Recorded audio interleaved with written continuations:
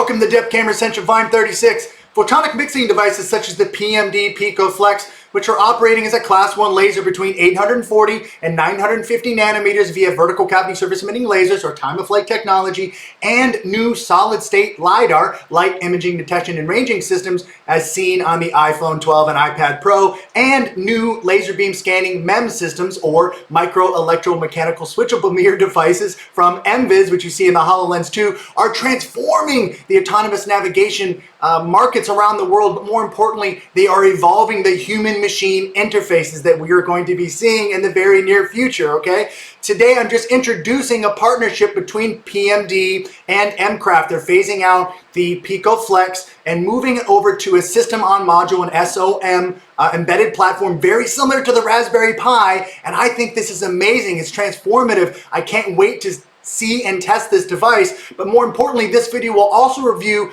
time-of-flight technology so you understand the basic fundamental principles of this technology so you can better implement them in your proof of concepts. Let's get started.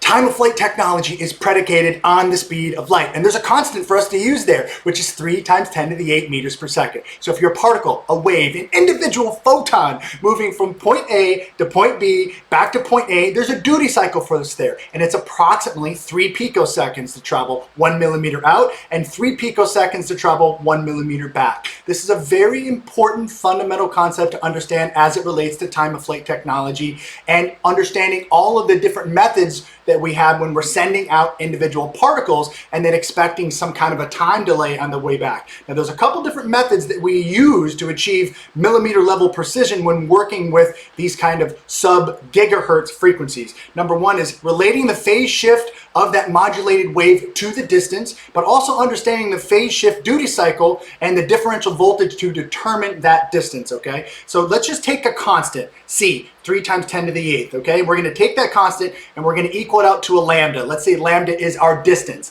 Let's put it out at 20 meters, okay? And we're gonna multiply that times our frequency of 20 to 50 megahertz, all right? So what we're gonna do is we're gonna begin by sending out a bright light and that output modulated signal, 20 to 50 megahertz. That light wave will eventually reach an object and then or the wall, and it's gonna reflect back in reverse directions and or magnitude. Now a dimmer version of that signal is gonna come back, that modulated signal, back into the receiver, and then unless the object is exactly the integer multiple of your original distance in that calculation, there's gonna be a phase shift. All right, that's important to understand. So that phase shift can be used to calculate the distance the wave traveled. And if you want to accurately measure the phase angle, you can accurately determine the distance the reflecting object is away from the sensor or receiver. Let's go into some of that mathematics now.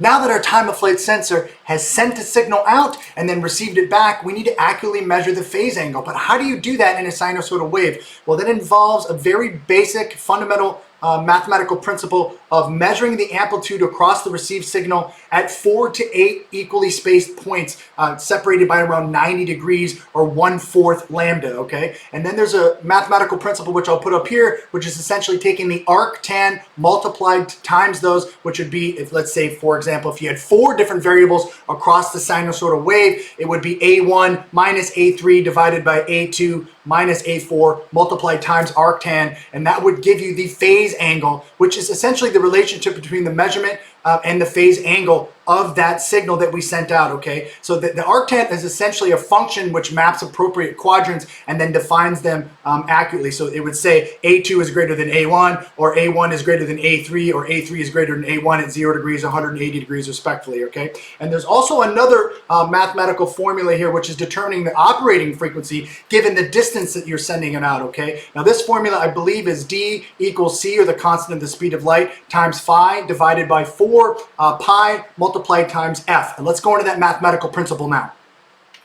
The amazing thing of this formula, which allows us to determine the operating frequency for a given distance via c, which is our constant for the speed of light, and phi, which is the phase angle in radians, and f is the modulation frequency for choosing 20 megahertz before, you can implement a simple methodology which requires just a maximum of 4 times of the modulation frequency, which would be around 80 to 100 megahertz, which is what most of these time-of-flight sensors are doing to include the PMD Pico Flexx, okay? And this phenomenal reduction in resources is very amazing, and it just shows you the cleverness of engineers, because they always find a way to significantly reduce the maximum frequency and complexity of these devices.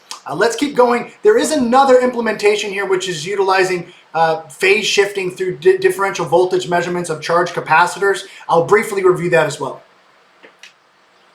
Okay, before we get back into the PMD Pico Flexx and their embedded SOM platform, let's just talk about this last implementation of engineering as it relates to time-of-flight sensors by determining phase shift through differential voltage measurements of charged capacitors. Okay, now this involves using a light source and a CMOS imaging sensor with 2 capacitors per pixel. I'll put that image up here. And what we're doing now is we're going to implement a clock source, which will generate approximately a 50% duty cycle square wave, and that wave will control a bright strobing light source as well as a connection to the charged storage capacitors inside each pixel. Okay, and that example is right up here for you to see. Now what that's going to do, that light's going to leave the source and it's going to reflect off an object, strike the pixel where it's recorded again as a charge in the capacitor A or capacitor B, and then those capacitors are alternately connected to the pixel at the same time, at the same frequency as the illumination source, using the same clock source. And then this arrangement means that the differential charge in capacitors relates directly to the phase offset, and the phase is determined by the wave and the distance to the target and back. Now the subject can be illuminated as many cycles as needed to fill these capacitors, capacitor A or capacitors B, as long as the distance is constant as proportionate to the charge, and it will always stay the same. All right, let's get back into the SOM module now. The PMD Pico Flexx is an extraordinary depth camera. It also has this function, this algorithm called SBI, which is a suppression of ambient lighting and near-infrared light sources like the sun, which does not allow it to be negatively impacted by these light sources. I can tell you with 100% certainty, I've tested it in a plethora of different environmental conditions, and it has operated flawlessly. I highly recommend this camera, even though they're phasing it out now and they're moving it over to the embedded platform, which is what you should do, is go purchase the Emcraft SOM system on module. And it's amazing. Let's go through some of the specifications. It does have around 38,000 pixels at HQ VGA. The field of view is 105 by 85. The dimensions are 24.7 by 10.7 by 5.8 millimeters, and it operates up to 60 frames per second in 3D. The camera will interface via that i.MX8M Mini via 2-lane MIPI and I2C interfaces, and there's an additional assortment of connectivity and I/O interfaces they will be offering in the future. At $499, you're not going to beat this if you're looking at specific type of applications in the embedded field. I can't wait to see this very soon, and hopefully I'll be able to create a video for you guys so you can see it. Thank you so much for paying attention to Depth Camera Essential Volume 36. As always, I wholeheartedly appreciate it. Please leave your comments below and subscribe to my channel, Reality Forward, on YouTube. Have a wonderful day.